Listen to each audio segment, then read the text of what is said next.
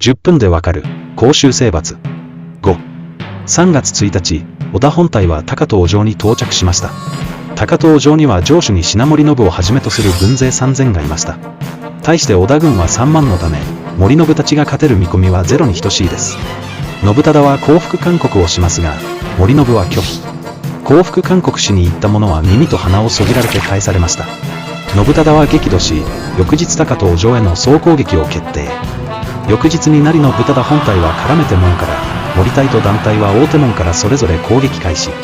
川尻隊は森隊と団体の援護射撃をします。門を破壊して城内へなだれ込もうと思ったところ、なんと大手門が開きました。城兵500が織田軍に突撃してきたのです。